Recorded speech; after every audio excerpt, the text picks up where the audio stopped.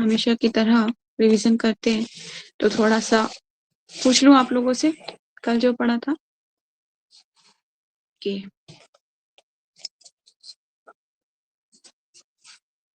कृष्ण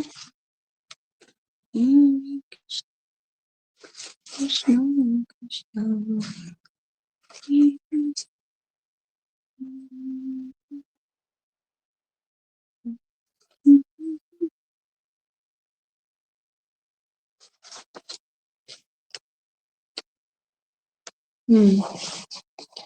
तो मेरा आप लोगों से क्वेश्चन है कि वो जो हिपीज लोग थे वो कौन कौन से तरह के नशा करते थे, उन सबका नाम बताना है आपको। हशीश, LSD, हम्म है और एक और था मेरे जो ना marijuana, एक सबसे फेमस नाम था। LSD, यस, ठीक है, तो ये वो लोग लिया करते थे। और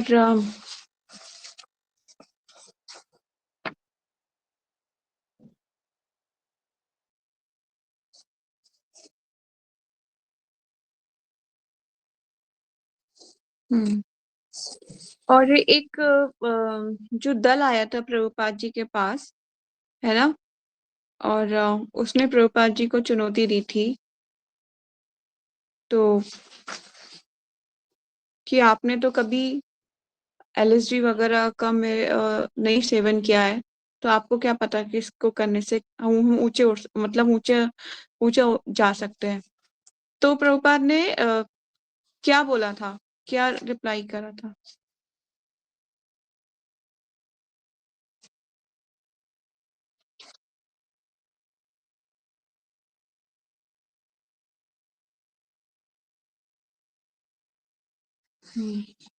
और प्रभुपाद जी ने किसी का नाम लेके भी बोला था कि इनको बताओ।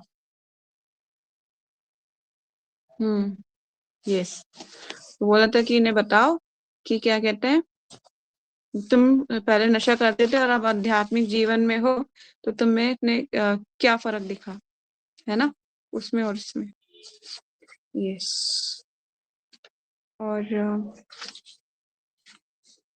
नेक्स्ट मेरा क्वेश्चन है, जो एक इश्तिहार बनाया था वो किसने बनाया था इश्तिहार,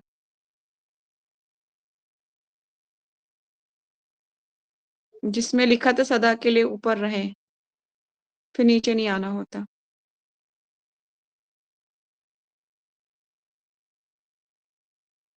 हेग्रीव और तथा उमापति ने दोनों ने मिलके बनाया था वो इश्तिहार, ठीक है। तो प्रभुपाद जी कौन से जगह गए थे कीर्तन करने के लिए, किसी पार्क में गए थे, क्या नाम था उसका। Central Park, okay, good. ये तो बेसिक था वैसे।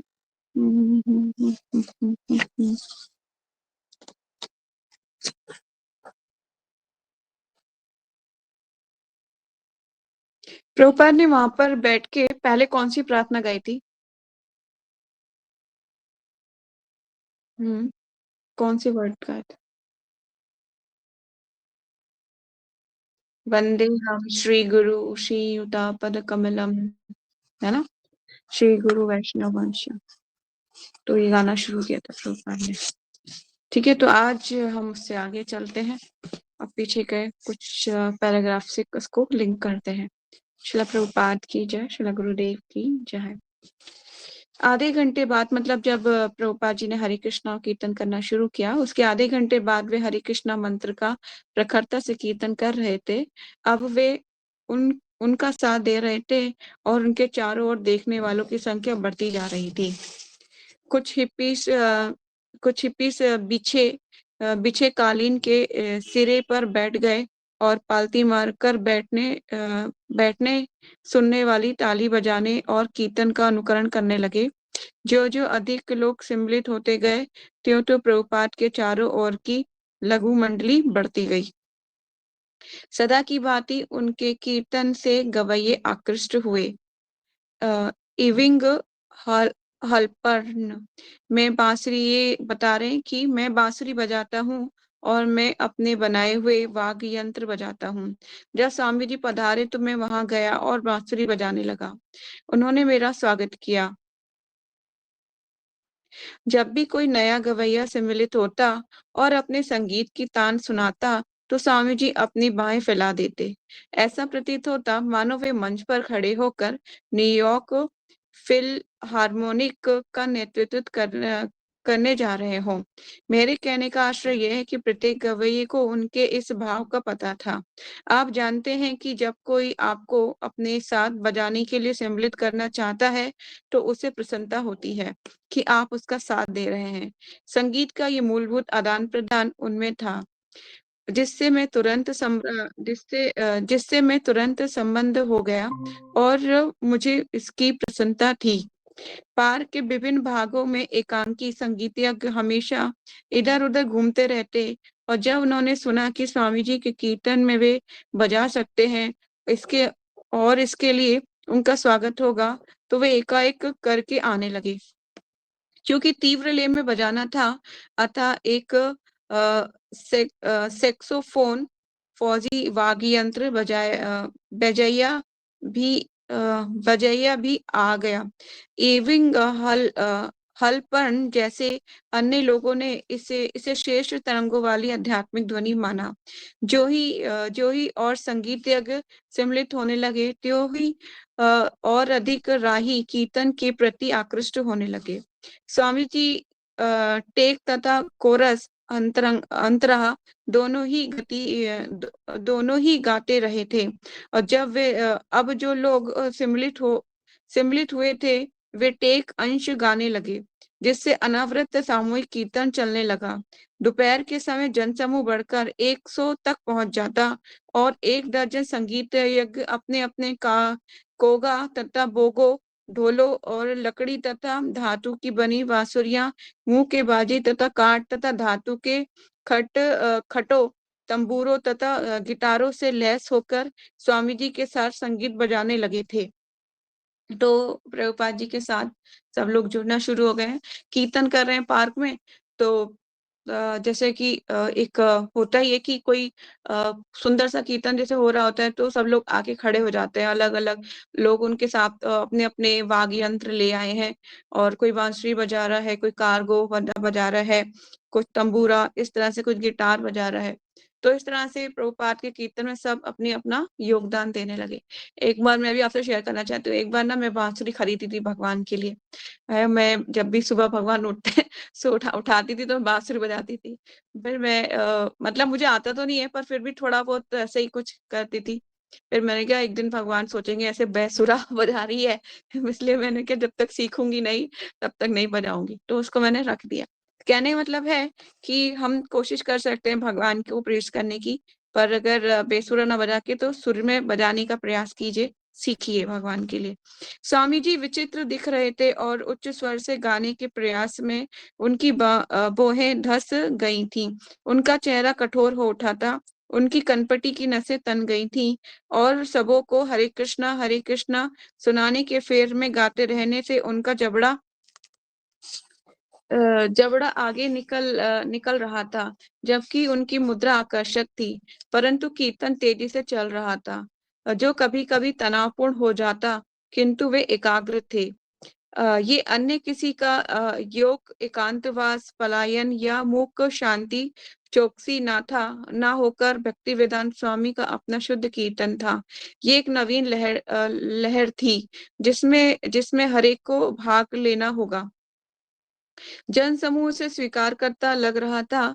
ये इतना लोकप्रिय हो गया कि आइसक्रीम के विक्रेता अपनी बिक्री के लिए वहां आते। प्रभुपाद के पास 5-6 वर्ष की आयु वाले सुनहरे बालों वाले छोटे बच्चों का समूह उनके चारों ओर बैठा था। एक तरुण पोलैंड वासी बालक लड़का घूर रहा था। अतः उनकी कोई धातु की छलनी में दहकते कोयले पर धूपबत्ती जलाने लगा। और उसकी मधुर सुगंध का धुआं वंशी वादकों, ढोलकियों तथा कीर्तनियों के बीच लहरें लेने लगा। स्वामी जी ने अपने शिष्यों को संकेत दिया, संकेत संकेत संकेत दया, और वे खड़े होकर नाचने लगे। लंबा दुबला सन्याधीश अपने हाथ उठाकर नाचने लगा। उसकी पिछली जेबों में स्टे हाई फॉर एवर की इश्तिहार भरे थे। उसी के पास अपनी गर्दन तक लिपटी काली बनियान में गर्दन के चारों ओर बड़ी गुरैयों की जपमाला पहने अच्युतानंद नाच रहा था। उसके बाल घुंघराले लंबे और अस्त व्यस्त थे। तब ब्रह्मानंद खड़ा हो गया और वह तथा अच्युतानंद आमने सामने खड़े हो गए और कीर्तन करते हुए चित्रित चैतन्य महाप्रभु के सामने उन्होंने अपनी बाहें ऊपर फैला दी। भीड़ में खड़े फोटोग्राफर आगे बढ़े और लड़के पांव को दाएं बाएं बदल बदल कर तथा अनेक देवदूतों सी मुद्राएं बनाते हुए और गले में बड़े बड़े लाल मनकों वाली जपमालाएं पहने नाचने लगे।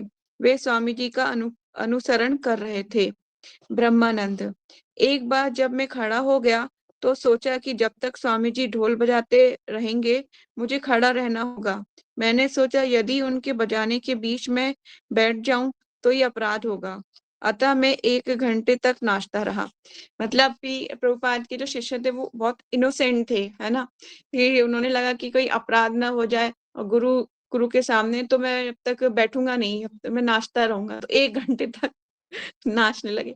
तो मतलब ऐसे इनोसेंट प्रभुपाद के डिसाइपल्स से। चलिए, स्वामी जी ने भारतीय शैली में विशेष प्रकार से सिर हिलाकर स्वीकृति का संकेत किया और फिर वे अपने हाथ उठाकर और अधिक नाचने वालों की को आमंत्रित किया। उनके उनके और भी शिष्य नाचने लगे, यहाँ तक कि कुछ हिप्पी भी उठकर खड़े हुए और नाचने का प्रयत्न करने लगे। स्वामी जी चाह रहे थे कि संकीर्तन में प्रत्येक व्यक्ति गाए और नाचे। ये नाच क्या था? कालीन के ऊपर शांत गति से झूमना और नंगे पांव आगे पीछे चलना था, जिसमें नाचने वाला अपनी बाहें ऊपर उठाए होता और उसकी उंगलियां शरद ऋतु के वृक्षों के ऊपर के आसमान की ओर फैली होती। ये जो एक स्पेशल डांस होता है जो किया जाता है, आप लोगों में किसको आता है वो डांस जो इस्कॉन में होता है? किसी को नहीं आता है? जयश्री, आपको? वो जिसमें हम राइट लेग उठाते हैं, उसके बाद फिर आगे राइट लेग उठाते हैं, फिर लेफ्ट लेग को उसके पास लेके आते हैं, फिर आगे। ये एक स्टेप होता है। तो अभी कीर्तन मेला में जब हम 1 दिन का हमारा कीर्तन मेला है तो उसकी प्रैक्टिस के लिए हम एक प्रैक्टिस क्लासिंग रख लेंगे, ठीक है ना, ताकि वहां पे जाके ऐसा ना लगे आपको कि मेरा मन तो हो रहा है डांस करने का, फिर मैं सबके सामने कैसे करूं, या फिर आप करने लग गए तो फिर बेहुदा लगे। इससे अच्छा है कि पहले सीख लो, ठीक मैं है? तुझे तो कहने ही वाली थी, और जाने से पहले हमें ट्रेंड कर देना। ताकि आप मतलब अलग से ना लगो और घुल जाओ भक्तों के साथ। ये नहीं तो फिर अपने आप को ही ऐसी फीलिंग आती है कि मैं ना बैठ ही जाती हूँ, ज्यादा अच्छा है। ऐसा लगता है कि मुझे तो आ नहीं रहा, मैं डांस भी नहीं कर पा रही, तो इससे अच्छा है मैं बैठ जाऊं। तो इसलिए पहले सीख लो। एक हम रख लेंगे एक सेशन, डांस सेक्शन। तो मतलब आना चाहिए ये। पहले मुझे भी नहीं आता था पर मैंने सीखा, तो अब मैं कर लेती हूँ। तो अभी जब भी मायापुर कीर्तन मेला में हम लोग रात के 10 बजे तक, कोई टेंशन ही नहीं, घर पे जल्दी जाना है, 8 बजे का टारगेट है, ये वो फलाना ढिमका, कुछ नहीं। 10 बजे तक आराम से। या फिर हम जैसे 10 बजे होते थे तो फिर जो है लास्ट में मुझे याद है कीर्तन मेला के लास्ट दिन हिज होलीनेस लोकनाथ स्वामी महाराज जी का कीर्तन होता है। अमेजिंग कीर्तन होता है उस दिन, देर तक नाचते हैं डिवोटीज। तो फिर उसके बाद फिर हम अपने रूम पे आते थे और फिर आके हम सोते थे। तो कहने मतलब है कि वो बहुत ही मजेदार होता है। फिर लास्ट में फिर नरसिंह आरती करके सब खत्म होता है कीर्तन ऐसे। तो इज अमेजिंग। तो ये एक डांस करने की प्रक्रिया है जो स्पेशल इस्कॉन में ही होती है और कहीं नहीं दिखेगा। बेसिक तो ऑलमोस्ट सबको आता होगा, पर ये थोड़ा स्टेप बाय स्टेप मिलाने का, पहले स्टेप बाय स्टेप ही मिला के किया जाता है डांस।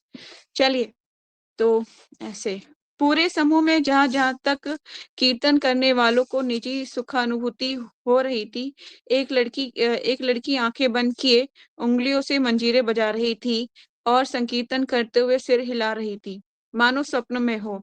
एक अत्यंत वृद्धा, झुर्रियों से भरे चेहरे वाली पोलैंड की महिला अपने सिर के ऊपर बुभुक्षक तिकोना स्कार्फ या बड़ा रुमाल पहने पहने एक लड़की को संदेह से घूर रही थी।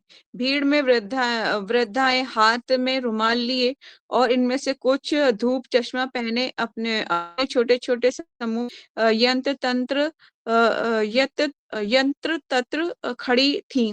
वे उत्साहित होकर बातें कर रही थीं और कीर्तन के रोचक दृश्यों की ओर इशारा कर रही थीं। कीर्तनानंद ही एकमात्र ऐसा व्यक्ति था जो धोती पहने था और प्रभुपाद की युवा प्रतिमूर्ति लग रहा था। शरतकालीन तीसरे पहर की हल्की धूप इस टोली पर पड़ रही थी, जिससे लंबी शीतल छाया के बीच ये सुनहरी आभा में स्नात दिख रही थी। हारमोनियम किन से निरंतर संगीत निकल रहा था और सैनिक जैकेट पहने एक लड़का काट के रिकॉर्डर पर तत्कालिक स्वर उत्पन्न कर रहा था। यंत्रों की सारी ध्वनियां मिलकर एक ही हो रही थीं और स्वामी जी की वाणी इन्हें भेद कर बाहर निकल रही थी। ऐसा घंटों चलता रहा। प्रभुपाद जी अपना सिर तथा कंधा सीधा रखे थे। यदि यंत्र की प्रत्येक पंक्ति समाप्त होने पर और अगली नई पंक्ति प्रारंभ करने के पूर्व वे कभी कभी अपना कंधा उचकाते रहते। उनके शिष्य उनके पास ही उसी कालीन पर बैठे थे। उनकी आंखों में धार्मिक उल्लास छलक रहा था। अंत में स्वामी जी रुके। बहुत देर कीर्तन किया प्रभुपाद जी ने। अब 70 प्रभुपाद जी अब 71 की एज में होंगे, है ना। तो कितना मतलब कीर्तन कैसे करना बहुत मुश्किल है। कॉन्टिन्यूसली प्रभुपाद जी ने कितना अपने आप को स्ट्रेस किया अपने एज से, मतलब कितना ज्यादा उन्होंने स्ट्रगल किया है मतलब इस मूवमेंट को आगे बढ़ाने के लिए। तो वो मतलब उसको अनमैच्ड है, वो उसको कभी कोई वहां तक पहुंच नहीं सकता। वे तुरंत खड़े हो गए और शिष्यगण समझ गए कि वे बोलने जा रहे हैं। 4 बजे थे और पार्क में अभी भी शरतकालीन गर्म सूर्य चमक रहा था। वातावरण शांत था और श्वेतागण मंत्र की एकाग्रता के कारण एकाग्र तथा प्रमोदित थे। जब हरे कृष्ण का कीर्तन होता है ना, उस टाइम पे आपको लगता है कि एक्सटेसी में आ जाते हैं, मतलब हम लोग, है ना। तो उस टाइम पे आपको ऐसा फीलिंग आएगा कि यही रियल है, बाकी सब फेक है। ठीक है, इस टाइप से। लेकिन जो मटेरियल लोग होते हैं ना, वो उनको लगता है कि अब जैसे वो कीर्तन में बैठे हुए हैं, उस टाइम पे उन्हें लगेगा, हाँ उनको बहुत अच्छा लगेगा। उसके जब बाद वो कीर्तन से आगे बढ़ जाएंगे, मटेरियल लाइफ में जैसे आएंगे, तो उन्हें लगेगा कि मुझे किसी ने मोहित कर लिया था क्या, ये किसी ने मुझे मोहित कर लिया था अपने अंदर, ये कौन सी मोहिनी शक्ति थी। इस तरह से फीलिंग होती है मेरे को, मैं अपनी बता रही हूँ ना, मेरे को ऐसा हो चुका है। तो ये कोई मोहिनी शक्ति है, ऐसा फीलिंग हो रहा होगा। तो ये एक मटेरियल लोगों को इस तरह की फीलिंग होती है। ठीक है, तो कहने का मतलब है कि हरे कृष्णा जो ध्वनि है वो ट्रांसेंडेंटल है। तो उसको स्टार्टिंग में ऐसी फीलिंग आ सकती है आप लोगों को कि इन्होंने मेरे पे कोई मोहिनी डाल दी किसी तरीके का ऐसे ही इमेजिनेशन। एक्सपीरियंस मेरे बेटे ने भी शेयर किया था रिसेंटली, 2-3 महीने पहले गया था ना वो आर्यन अच्छा, वृंदावन, है ना। उसने भी ये शेयर किया था, कहता मैं वहां खड़ा हूँ और नाच रहा हूँ, मैं सोच रहा हूँ कि मैं यहाँ कहाँ कैसे आ गया, मैं क्या कर रहा हूँ। होता है ऐसा। तो इस टाइप से लोगों को ऐसी फीलिंग होती है। पर लेकिन क्या है कि हमारे, जैसे मैंने पहले भी जिक्र किया था कि सबके अंदर भक्ति का बीज जरूर है। तो कहीं ना कहीं जैसे ही उसको नरिशमेंट मिलेगी तो वो जागृत होता है ना कि उसमें मूवमेंट होनी शुरू होगी। तो अगर कॉन्टिन्यूसली जाए ना तो भक्त बन जाए।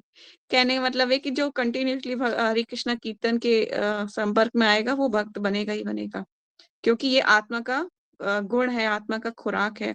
स्वामी जी ने बोलना शुरू किया और कीर्तन में भाग लेने के लिए सबों को धन्यवाद दिया। उन्होंने बताया कि 500 वर्ष पूर्व पश्चिम बंगाल में हरे कृष्ण कीर्तन का शुभारंभ चैतन्य महाप्रभु द्वारा हुआ। जब हम जाएंगे तो हम जो है चैतन्य मठ से आगे की तरफ ना जो है योगपीठ है, योगपीठ चैतन्य महाप्रभु का बर्थ प्लेस। तो आप वहां से देखोगे चैतन्य महाप्रभु के माता पिता हैं वहां पर, उनकी स्टेचू है, मतलब उनका विग्रह है, वहां पूजा भी होती है और बहुत कुछ देखने को मिलेगा। मतलब आप ना जो जो चीज पढ़ाई गई है ना अब तक थियोरिकल, वो सारा प्रैक्टिकल देखोगे, प्रैक्टिकल एक्सपीरियंस। तो मतलब ऐसा आपके ना आपकी पूरी लाइफ के लिए ना वो क्या हो जाएगा, फिक्स हो जाएगा। और कभी भी आप ना आपको कोई अपनी भक्ति से हिला नहीं पाएगा, डिगा नहीं पाएगा। वो उसको जो है कि जो भक्ति की जो जड़ें है ना उनको नरिशमेंट मिल जाएगा, पक्की हो जाएंगी वो। इसलिए अब जो हम जो है प्रैक्टिकल करने जाएंगे। अभी थियोरिकल पढ़ा है, अब प्रैक्टिकल की बारी आएगी। ठीक है, तो चलते हैं आगे। क्या होता है यहाँ पर। हरे का अर्थ है, प्रभुपाद जी बताना शुरू कर रहे हैं कि हरे कृष्णा महामंत्र का क्या अर्थ है। हरे का अर्थ है भगवान की शक्ति, और कृष्ण भगवान है और राम भी परमेश्वर का एक नाम है जिसका अर्थ है परमानंद। उनके शिष्य उनके चरणों पर बैठे सुन रहे थे। राय राम अपने हाथों से सूर्य के प्रकाश से आंखों की रक्षा करता हुआ उंगलियों के बीच से स्वामी जी को देख रहा था। ऐसा होता है ना, एक एक छोटी छोटी चीज लिखी हुई है इसमें। मतलब कि अगर धूप पड़ रही है आंखों में तो हम ऐसे करके देखते हैं ना, ऐसे कैसे करके कि कहाँ पे अपनी आंखों से बचाते हैं सूर्य की रोशनी। तो एक एक छोटी सी चीज भी लिखी है कि सूर्य के प्रकाश से आंखों की रक्षा करता हुआ वो उंगलियों के बीच से स्वामी जी को देख रहा था। और कीर्तनानंद का सिर एक और झुका हुआ था, मानो कोई पक्षी पृथ्वी की और ध्यान लगाए सुन रहा हो। स्वामी जी बलिष्ठ ओक वृक्ष के सहारे सीधे खड़े हो गए और वे वक्ता की मुद्रा में अपने हाथ जोड़े थे और उनका हल्का केसरिया वस्त्र शालीनता पूर्वक उनको ढके हुए था। उनके पीछे का वृक्ष भली भांति स्थिर लग रहा था और उसके मोटे तने पर पत्तियों की छाया पड़ रही थी। उनके पीछे वृक्षों के कुंज में से होकर सेंट ब्रिगेड की मीनार दिख रही थी। और उनके दाएं हाथ एक अधेड़ स्त्री थी जिसकी वेशभूषा तथा केश बनाने का ढंग अमेरिका में 25 वर्ष पहले समाप्त हो चुका था। मतलब उनने ओल्ड हेयर स्टाइल बना रखा था। उनके बाएं हाथ एक चुलबुली हिप्पी लड़की थी जो चुस्त डेनियम पहनी थी, मतलब डेनियम जो जीन्स होती है वो पहनी थी। और उनकी बगल में काला स्वेटर पहने तथा अपनी बाहें छाती पर रखे एक काला युवक था। उसको बाद में अपने शिशु को पकड़े एक युवक पिता था। और उसके बाद एक दाढ़ी वाला, बालों के बीच से मांग निकाले तरुण साधु था जिसकी बगल में दो सामान्य छोटे छोटे बालों वाले मध्यम वर्गीय पुरुष उनकी तरुण संगिनियां थीं। समूह में से कई लोग पास ही खड़े रहने पर भी अस्थिर मन से इधर उधर देख रहे थे। कुछ लोग खड़े हुए अब देख रहे हैं प्रभुपाद जी को। स्वामी जी ने बताया कि स्तर 3 तरह के होते हैं। एक इंद्रिक, मानसिक तथा भौतिक, किंतु इन सब के ऊपर आध्यात्मिक स्तर है। हरे कृष्ण का जब आध्यात्मिक स्तर होता है, प्रभुपाद जी ने क्या बताया कि आध्यात्मिक स्तर सबसे ऊपर है। ठीक है, हरे कृष्ण का जब आध्यात्मिक स्तर पर होता है, हमारे नित्य आनंदमय चेतना को जागृत करने के लिए ये सर्वश्रेष्ठ विधि है। उन्होंने हर एक व्यक्ति को 26 एवेन्यू में होने वाली सभाओं में सम्मिलित होने के लिए आमंत्रित किया। प्रभुपाद जी ने सारी जितने लोग खड़े थे उनको इनवाइट किया, किसके लिए, 22nd एवेन्यू में जो क्लासेस होती हैं उसके लिए। ठीक है, और अपना संक्षिप्त भाषण ये कहकर समाप्त किया कि आपको आपको बहुत बहुत धन्यवाद, हमारे साथ कीर्तन करें। और फिर वे बैठ गए। उन्होंने अपना मृदंगा लिया और वे पुनः कीर्तन करने लगे। यद्यपि 71 वर्षीय प्रभुपाद जी की, देखिए मैंने एज बताई थी ना 71 ईयर्स, तो प्रभुपाद जी अब 71 ईयर्स के हो चुके हैं। यद्यपि 71 ईयर्स वृद्ध पुरुष के लिए मृदंग पर थाप देना और उच्च स्वर से बोलना खतरे से खाली न था, तथापि कृष्ण के लिए वे ये संकट उठाने को तैयार थे। देखिए, अपने आप को कंफर्ट जोन से जो हटा सके ना और आगे बढ़ सके, वो बहुत इंपॉर्टेंट होता है। प्रभुपाद जी ने कितना स्ट्रगल किया है इस मोमेंट के लिए, है ना। बहुत मुश्किल है 71 ईयर्स एज में, और बहुत ज्यादा मतलब परिश्रम, इतना कोई कीर्तन नहीं कर सकता, बहुत मुश्किल है उसके लिए। ज्यादा से ज्यादा 5 मिनट, मैक्सिमम 10 मिनट या 20 मिनट, पर इससे ज्यादा कॉन्टिन्यूसली गाना और फिर मृदंगा बजाना, ये मतलब पॉसिबल नहीं है। प्रभुपाद जी को साधारण मनुष्य की कैटेगरी में नहीं आते हैं, है ना। कितना कुछ पढ़ा हमने उनके बारे में, आगे भी चलते हैं। तो उनके लिए रुकना असंभव था और वे वृंदावन से दूर आए थे।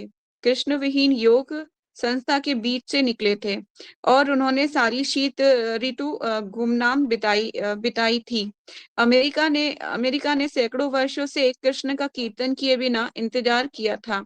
यद्यपि थोरो तथा इम इमसर्न ने गीता तथा पुराणों का अंग्रेजी अनुवाद किया था, किंतु उनके सहारनापूर्ण माध्यम से किसी किसी हरे कृष्ण का आगमन नहीं हुआ था।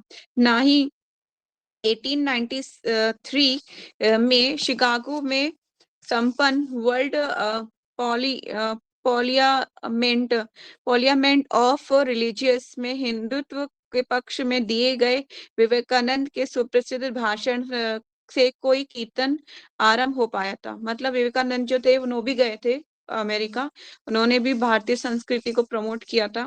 पर क्या है कि कोई भी चीज जब होती है, तो जैसे वो गए थे तो मतलब मूवमेंट थोड़ी देर के लिए लोगों को लगा, हाँ ये जो बोल रहे हैं भारत से कोई चीज है, भारत में ऐसा कल्चर है भारत में। पर लेकिन उसके बाद से ना, जैसे ही वो फिर आ गए, वो ऐसा ही रहा कि जैसे कि किसी ने आके कुछ बताया और फिर वो खत्म हो गया। कॉन्टिन्यूसली नहीं चल पाती चीजें।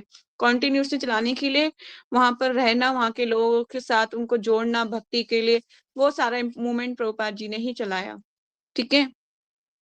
अतः अब जबकि अंततः कृष्ण भक्ति वैसे ही प्रभावित हो रही थी जैसे गंगा नदी समुद्र की ओर बहती है, ये रुकने वाली नहीं थी। उन्होंने अपने अंतःकरण में पतितों के उद्धार की भगवान चैतन्य की असीम इच्छा का अनुभव हो रहा था। अब प्रभुपाद जी को लग रहा था कि हाँ अब शायद कुछ हो सकेगा। उन्हें पता था कि ये भगवान चैतन्य तथा उनके स्वयं के गुरु की इच्छा थी। भले ही भारत के जातिवादी ब्राह्मण नशीली दवाओं से उन्मत्त मांसाहारी अमेरिकियों तथा उनकी कुमारिका मित्रों की संगति को सहमति ना दें, किंतु स्वामी जी कहते कि मैं शास्त्रों के सर्वदा अनुकूल कार्य कर रहा हूँ। भागवत में स्पष्ट उल्लेख है कि कृष्ण चेतना समस्त जातियों को प्रदान की जाए। ठीक है। तो जो देखिए, हमारा जो जीवात्मा का जो संबंध है वो भगवान से है ना। तो भगवान ने कहीं पे ये नहीं कहा कि मैं हिंदू के हृदय में नहीं रहता हूँ, कि मैं मुसलमान के हृदय में नहीं हूँ। कोई भी जाति पाति भगवान नहीं, क्योंकि सारी जीवात्माएं तो एक ही जगह से आ रही, सबका सोर्स भगवान ही है। ठीक है। पर यहाँ पर आके हम लोग उनको जातियों में, पंथों में, समाजों में बांट देते हैं। तो ये तो गलत है ना। जो सोल है वो इन सबसे ऊपर है, इसीलिए भगवत गीता सबके लिए है, किसी एक पर्टिकुलर जाति समूह के लिए नहीं है ना। ये तो एक लाइफ का मैनुअल है, भगवान ने बताया कैसे जिंदगी को जीना है। अब ये भगवान ने कहीं नहीं लिखा कि मैं हिंदुओं के लिए ही हूँ, मैं मुसलमानों के लिए नहीं हूँ, या मैं सिक्किनों जो क्रिश्चियन है उनके लिए नहीं हूँ, या मैं किसी और जाति के लिए नहीं हूँ। ठीक है, सबके लिए है। तो इसी तरह से प्रभुपाद जी बताने का प्रयास कर रहे हैं कि भागवत में स्पष्ट उल्लेख है कि कृष्ण चेतना समस्त जातियों को प्रदान की जाए। प्रत्येक व्यक्ति आत्मा है और उसका जन्म चाहे कहीं कहीं का भी हो, उसे पवित्र नाम का जप द्वारा उच्चतम आध्यात्मिक पद पर लाया जा सकता है। चाहे वे जितने भी पाप कर्म करते रहे हों, वे कृष्ण चेतना से सर्वदा योग्य पात्र है। टॉमकिंसन स्क्वायर पार्क कृष्ण की योजना थी, तो ये भी पृथ्वी का एक अंश था और लोग मानव जाति के सदस्य थे, और इस युग के लिए हरे कृष्ण का जप ही धर्म था। जब स्वामी जी ने अपने स्टोर फंड को लौटे, तो उन्होंने देखा कि उनके दरवाजे के बाहर पार्श्व पथ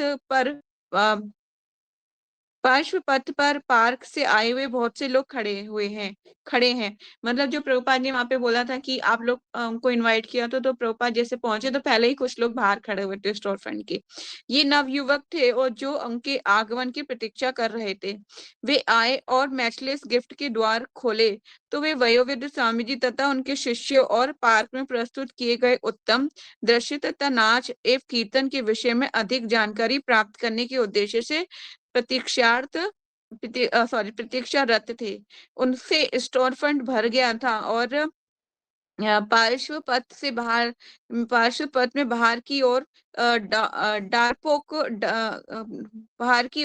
डरपोक एवं आवारा लोग मंडरा रहे थे, जो दरवाजे तथा खिड़की के निकट धूम्रपान करते हुए या अंदर झांकते हुए दीवार में लगे चित्रों को देखने का प्रयास कर रहे थे।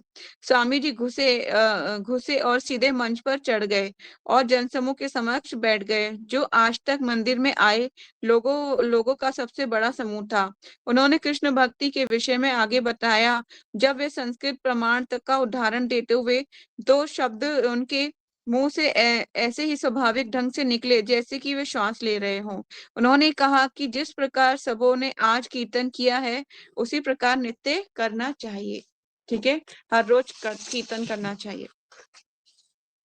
जब वे अपने कमरे में आए तो काफी विलम्ब हो चुका था। अतः एक लड़का उनके लिए एक प्याला गर्म दूध ले आया और किसी ने ये कहा कि उन्हें प्रति सप्ताह पार्क में कीर्तन करना चाहिए। स्वामी जी बोले, प्रतिदिन यद्यपि अभी वहां आधा दर्जन लोग उपस्थित थे, तभी स्वामी जी अपनी पतली चटाई पर लेट गए और कुछ मिनटों तक कुछ मिनटों तक बोलत रहे। तब उनकी वाणी धीरे धीरे रुकने लगी और वे रह रहकर उपदेश देते रहे। उसके बाद ऐसा लगने लगा कि वे ऊँघ रहे हैं। 10 बज रहे थे और सब लोग धीरे धीरे दबे पांव दरवाजा बंद करते हुए चले गए। प्रभुपाद जी थक चुके हैं, बहुत ज्यादा टायर्ड हो चुके हैं। अब वो मतलब जो है आसन पे लेटे लेटे ही कुछ बोल रहे हैं, क्योंकि स्टेमिना नहीं है ना, बॉडी का स्टेमिना भी होता है ना। एक हमारे पास जो मटेरियल बॉडी होती है, स्टेमिना है उसको। रात के सुबह प्रभुपाद जी सुबह के उठे हुए और फिर पूरे दिन कीर्तन और फिर लेक्चर, रात के 10 बज गए हैं और बहुत ज्यादा थक चुके हैं प्रभुपाद जी। तो आगे चलते हैं। अब हरे कृष्णा लोकप्रिय हो रहा था। पार्कों में नियमित कीर्तन होते और समाचार पत्रों में भी समाचार छपते। हेयग्रीव इसे हरे कृष्णा विस्फोट कहने लगा। हेयग्रीव ने क्या बोला इसको? हरे कृष्णा विस्फोट। कल इसमें मैं क्वेश्चन आंसर ले सकती हूँ, आपको पूछ सकती हूँ। लोअर ईस्ट साइड में हिप्पी कीर्तन को सबसे सुनिश्चित घटना कहते और सोचते कि स्वामी जी के शिष्य एलएसडी का सेवन ना करने पर भी उनकी लोकप्रियता को हानि नहीं पहुंच रही थी। भक्तों को देवी व्यक्ति माना जा रहा था, जो अन्य लोगों तक शांतिपूर्ण कीर्तन पहुंचाते, निःशुल्क भोजन प्रदान करते और निःशुल्क रहने का स्थान देते। अब आप उनके स्थान पर यदि ठीक समय पर पहुंचे तो ये अत्यंत रोचक शाकाहारी भोजन निःशुल्क पा सकते थे। उनके स्टोर फ्रंट के दरवाजे पर के किनारे पर रखी अलमारी में भारत की से प्राप्त पुस्तकें रखी थी।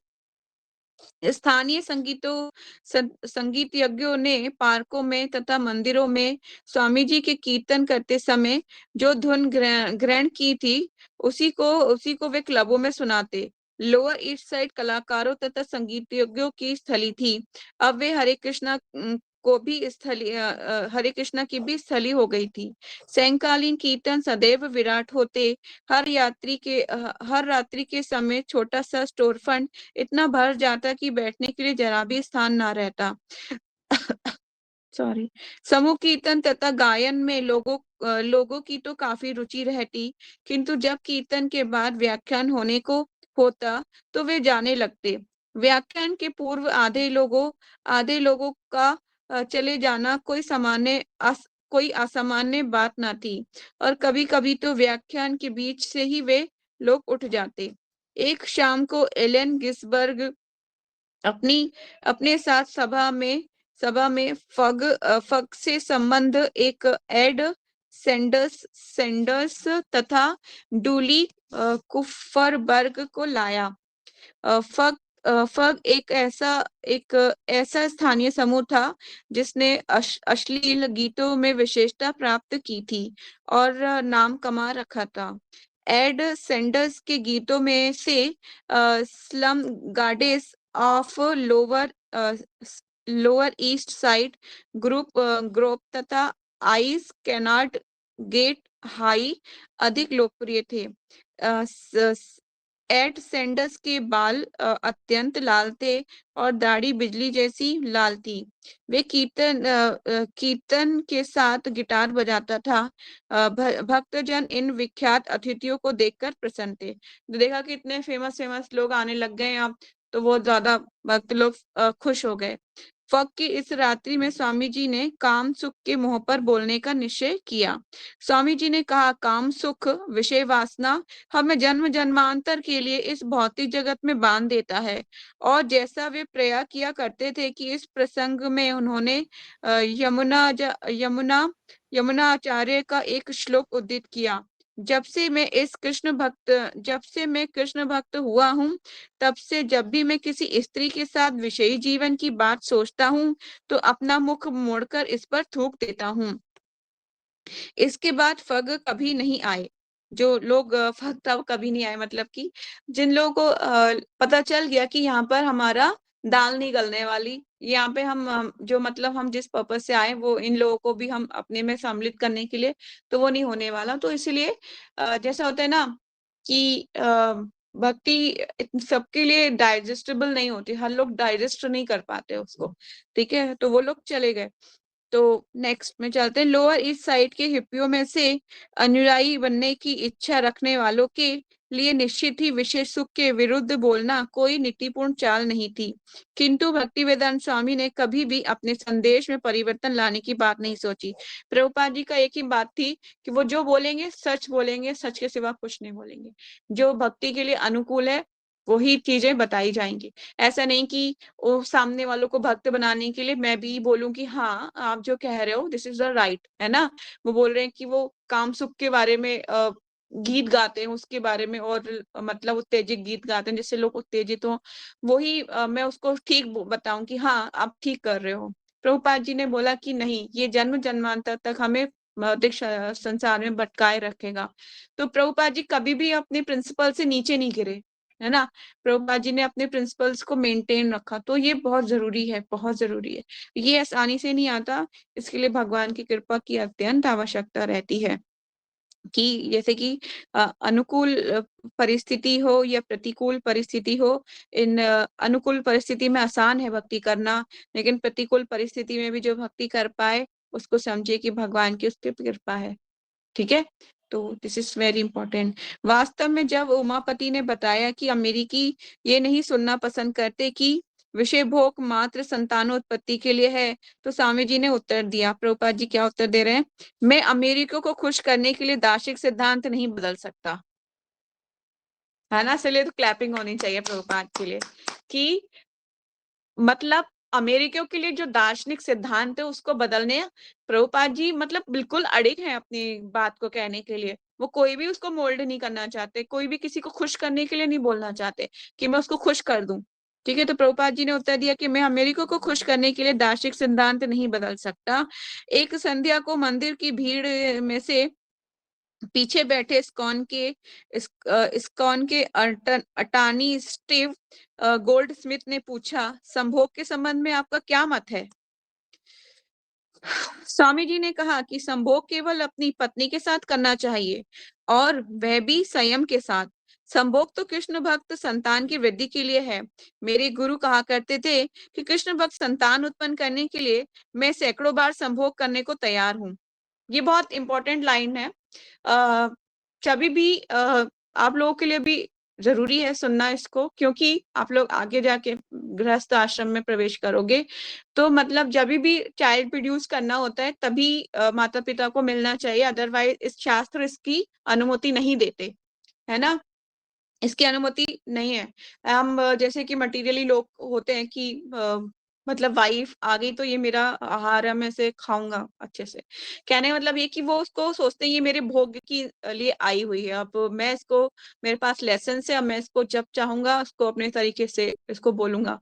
तो मतलब कहने का मतलब है कि जब भी चाइल्ड प्रोड्यूस करना है तभी आपको मिलना चाहिए। तो वही प्रभुपाद जी इस बात को अपने गुरु के गुरु महाराज ने बोला था कि अगर कृष्णा कॉन्शियस संतानें उत्पन्न करनी है तो मैं सैकड़ों हजारों बार संभोग करने को तैयार हूँ, पर कौन सी संतान होनी चाहिए? कृष्ण भक्त होनी चाहिए। नहीं, ऐसा नहीं कि कुत्ते बिल्लियों के जैसे बढ़ाए जा रहे हो, एक के बाद एक, एक के बाद एक, एक के बाद एक, है ना? ऐसा नहीं होना चाहिए। तो प्रभुपाद जी ने वो सही कोटेशन दिया। निसंदेह इस युग के लिए ये अत्यंत दुष्कर है, इसीलिए वे ब्रह्मचारी बने रहें।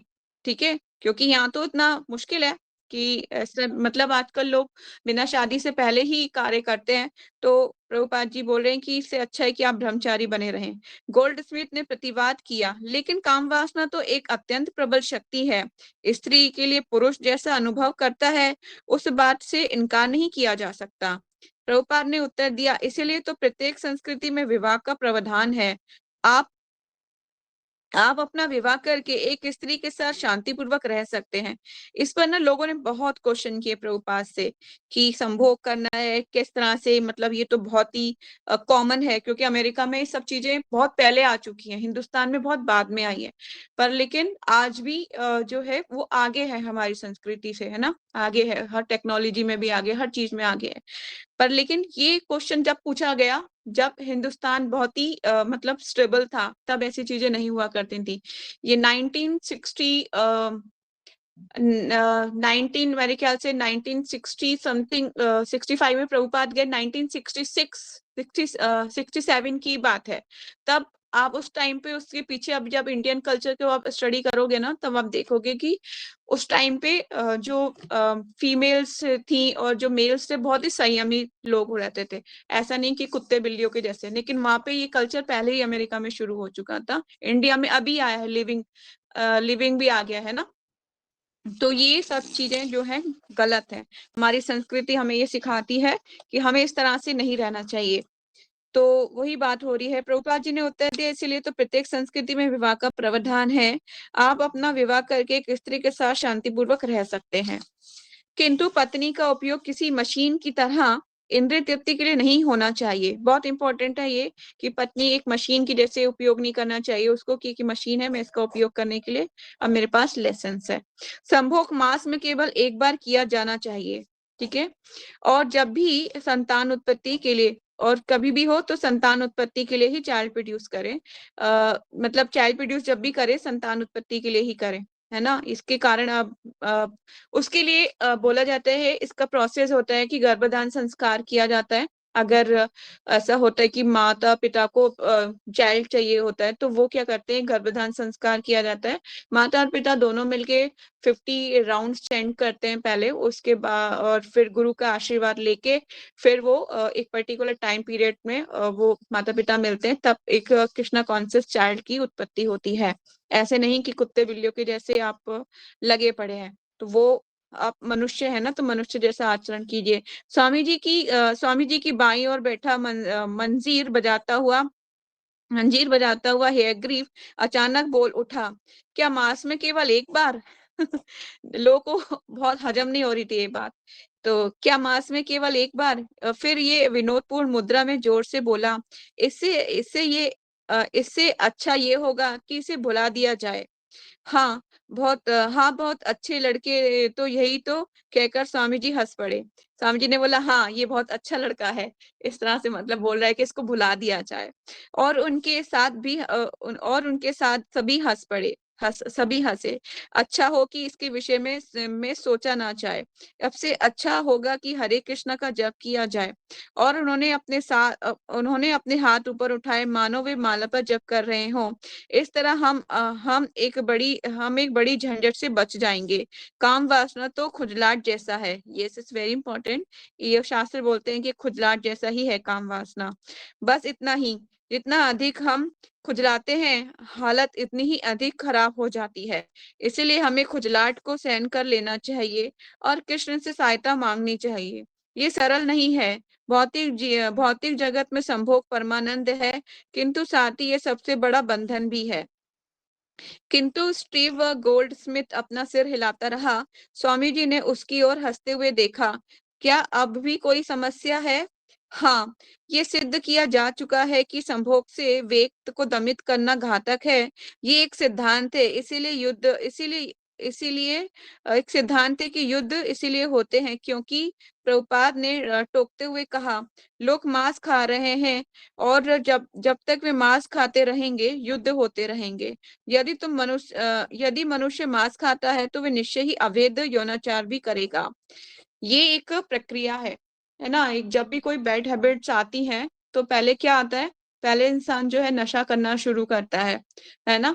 जो है किसी भी तरीके का नशा लेगा, उसके बाद धीरे धीरे फिर वो अल्कोहल कंज्यूम करेगा, अल्कोहल के बाद फिर वो सोचेगा कि मैं अब पर स्त्री संबंध भी बनाऊं। इस तरह से 4 रेगुलेटिव प्रिंसिपल की एक चेन है, वो टूटती जाएगी, टूट के बिखर जाएगी। तो ये सारे जो रूल्स हैं सब टूट जाएंगे।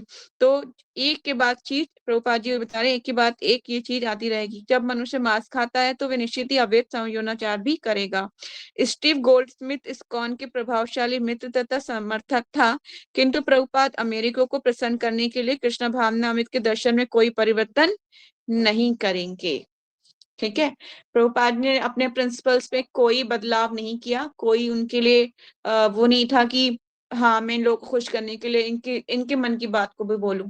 ठीक है, तो उसमें कोई परिवर्तन प्रभुपाद जी ने नहीं करा, ना ही वहां की शैली को प्रभुपाद ने अपनाया कि वो अपना संन्यास वस्त्र छोड़ के पैंट शर्ट में आ गए हो। उन्होंने ये भी नहीं करा, अपना भोजन चेंज नहीं किया, जैसे वो खाते थे हाथ से उससे से खाते थे और शुद्ध भोजन भोग लगा के खाते थे, तो वही शैली को प्रभुपाद जी ने अमेरिका में भी जीवित रखा। तो आज हम इतना ही पढ़ेंगे। कोई डाउट, कोई क्वेश्चन?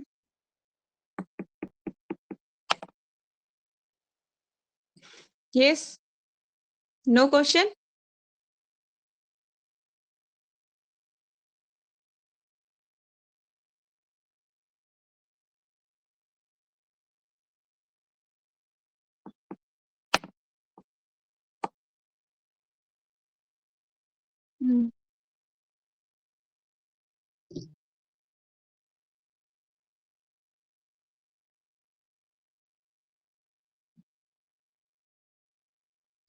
अगर काम वासना का थॉट आता है तो बहुत आसान है। आप जो है चैंटिंग कीजिए तुलसी महारानी के पास बैठ के। ठीक है, ये देखिए कुछ ना शत्रु होते हैं जो हमें सताते हैं। जिस तरह से कोई मेडिसिन जब आप खाते हो तो उसको धीरे धीरे समय लगता है ना आपके रोग को ठीक होने में। जिसको जितना ज्यादा लंबा रोग है, जितनी बड़ी लंबी बीमारी है, उसको उतना ही समय लगेगा। तो अभी टाइम लगेगा, हरे कृष्णा मंत्र के द्वारा आपको शुद्धिकरण ठीक हो जाएगा। और इसके कॉन्टेक्स्ट में दूसरे उदाहरण से ये भी समझ सकते हैं। जिस तरह से गंदे घर में आप जब एक बहुत ही गंदा डस्ट से भरा हुआ कई सालों से बंद एक कमरा है, उस कमरे में जब आप झाड़ू लगाना शुरू करते हो तो क्या होता है, धूल उड़ती है नहीं उड़ती है? उड़ेगी ना। सबका एक्सपीरियंस होगा, सबने सफाई तो जरूर किया होगा, झाड़ू लगाया होगा, तो धूल उड़ती है। इसी तरह से जब आप हरे कृष्णा मंत्र रूपी झाड़ू से अपना हृदय को सफाई करोगे तो पुराने कर्मास की पुरानी चेतना जो जन्म अलग अलग जन्मों से आपके साथ विजिट कर रही है, चली आ रही है, वो आपके मस्तिष्क पर आके फिर से जमने का प्रयास करेगी। तो वो उड़ेगी, आपको अलग अलग थॉट्स आएंगे, अपोजिट जेंडर के प्रति आकर्षण और इस तरह से काम वासना की भावनाएं ये सब के अंदर आएंगी। लेकिन ना जब सफाई डेली होती रहेगी होती रहेगी होती रहेगी तो ये डस्ट जो है पता भी नहीं चलेगा कहाँ चली गई। पता है ना आप लोगों को, जब हम तेजी से सफाई करते हैं, मतलब झाड़ू छोड़ के पानी को ले आएंगे और पानी लेके डालेंगे और फिर हम झाड़ू लगाएंगे तो क्लीन हो जाएगा अच्छे से, जो डस्ट है वो भी बैठ जाएगी। इसी तरह से आपको आपको भक्तों का संग करना चाहिए, जोरदार हरे कृष्णा कीर्तन जोर से बोलना चाहिए। जब भी काम वासना का थॉट आए ना, ऐसा नहीं है कि आपके ही मन में आता है, सबके मन में आता है, पर कुछ लोग इसको नहीं बता पाते हैं, कुछ लोग इसको डिस्कस कर लेते हैं। ठीक है, तो डिस्कस करने से हमारी प्रॉब्लम का सोल्यूशन हमें मिल सकता है। तो उसी तरह से जब भी ऐसा, तो मुझे तो इसका प्रैक्टिकल हिज ग्रेस सर्वप्रिय प्रभु जी ने बताया था कि जब भी ऐसा थॉट आए ना, जोर से हरे कृष्णा का भगवान का नाम लो, चैंटिंग करते हुए या किसी भी टाइम पे जोर से नाम लो, तो हमारा मन जो है ना वो उस मोमेंट पे मन जो है ना, वहाँ जो भावना चल रही होगी काम वासना की, वहां से ट्रांसफर होके सीधा हरे कृष्णा पे आ जाएगा। तो आपका जो चेतना परिवर्तित हो जाएगी। तो इस तरह से हमारी चेतना शुद्ध हो सकती है। ये काम, क्रोध, लोभ, मोह, मत्सर्य रूपी राक्षस जो है हमें डेली तंग करेंगे। ऐसा नहीं है कि नहीं करेंगे, माता जी मैं कंट्रोल कर लिया अपने मन को, मैं तो माँ भागवत बन गई हूँ, अब आगे का क्या स्टेज करनी है, मैं इसको पार कर गई हूँ, आप बताइए आगे क्या करना है। नहीं, जब तक हम जिंदा है ना हमें सताते रहेंगे ये। इसीलिए हमें रोज प्रयास करना पड़ेगा, रोज रोज रोज। जिस तरह से रोज आप अपने शरीर में भोजन डालने का प्रयास करते हो ना कि कल क्या खाना है, आज सुबह से खाने को नहीं दिया, रोज खाने के लिए सोचते हो ना, इसी तरह से रोज इसके लिए भी सोचो कि हमें अब कैसे भक्ति में आगे बढ़ना है, क्या क्या है और क्या क्या करना है, इसके लिए सोचो। ठीक है, इसी तरह से डेली इन राक्षसों को भी हमें इनको हरे कृष्णा के मंत्र के द्वारा इनको जो है समाप्त करना पड़ेगा, तभी हो पाएगा। ऐसा नहीं है कि आज कर लिया कल नहीं होगा, फिर से उठ जाएगा। ये मैंने आप एक निताई सेवनी माता जी का एक लेक्चर सुना था, उसमें वो बोल रही थी कि ये राक्षस होते हैं एक सांपों के जैसे होते हैं, है ना। हरे कृष्णा का जब हम जप करते हैं तो ये हो सकता है कि आपको लगे कि सो गए हैं, ओ बहुत अच्छा है, मैं तो अब बहुत शुद्ध हो गई हूँ। लेकिन जैसे ही आप जो है मटीरियली फिर से थोड़ी देर के लिए भी आप जैसे अपने कामों में लग जाएंगे, फिर से सांप के जैसे खड़े हो जाएंगे, फुंकार मारने लगेंगे। तो कहने का मतलब है कि हमें प्रैक्टिस करनी पड़ेगी। इसलिए ना मैं कोशिश तो ये करती हूँ 100% हो पाए तो, लेकिन ज्यादातर नहीं हो पाता है कि मैं मतलब मैं ऑल्टर में जाती हूँ तब भी मेरा वहाँ चैंटिंग बॉक्स चलता रहता है, मेरे बेडरूम में वहाँ पे भी चैंटिंग बॉक्स चलता रहता है। तो मैं कोशिश करती हूँ कि हरे कृष्णा इन्वॉल्वमेंट बना रहे, ताकि जो मटीरियली थॉट्स हैं या मटीरियली जो वाइब्रेशन जो और लोगों से आती है, मतलब कभी क्या होता है हम कुछ लोगों से मिलते हैं तो वो हमें नेगेटिविटी पास ऑन करते हैं, उनके नेगेटिव थॉट्स हम पास होते हैं, और कुछ लोग पॉजिटिविटी वो पॉजिटिव होते हैं तो पॉजिटिव थॉट्स मिलते हैं। तो इसी तरह से जो है जितना हो सके भक्तों के संग में रहिए, ताकि वो आपको इन चीजों से बाहर निकालने में आपकी मदद कर सकेंगे। ठीक है, बस हरे कृष्णा ही एकमात्र हमारा सहारा है, हरे कृष्णा महामंत्र जो हमारी सारी प्रॉब्लम का हमें एक सोल्यूशन दे सकता है ना। कृष्ण प्रेम की प्राप्ति वही तो अल्टीमेट गोल है, पर वो इतना आसान नहीं है, हमें गुरु के अनुगत होना पड़ेगा, तभी हो सकता है। ठीक है, और कोई क्वेश्चन? नो? ठीक है, तो यही वाइंड अप करते हैं, 7:10 हो चुके हैं। हंसा कल्पा तरुभ्यक्षय कृपा सिंधु वाये च पतितानां पावनेभ्यो वैष्णवेभ्यो नमो नमः। अनंत कोटि वैष्णव भक्त विंद की जय। नामाचार्य दास ठाकुर की जय। जगत गुरु शीला प्रभुपाद शीला गुरुदेव की जय। निताय गौर सीतानाथ प्रेमानंदे। हरि हरि बोल। हरे कृष्णा। तो सबको ये मंत्र आना चाहिए, वैष्णव प्रणाम, है ना। ये जो प्रणाम है वैष्णव का, क्योंकि इससे ना सिर्फ एक वैष्णव को नहीं समस्त वैष्णव को प्रणाम हो जाता है, तो इससे कृपा ही मिलती है। आपको ये मंत्र आना चाहिए, और जो मैंने भेजा हुआ है उसके भी आप लोग प्रैक्टिस कर लीजिएगा। ठीक है, हरे कृष्णा। प्रणाम, दंडवत प्रणाम। हरे कृष्ण माता हरे जी। कृष्ण माता जी। हरे हरे कृष्ण। कृष्ण।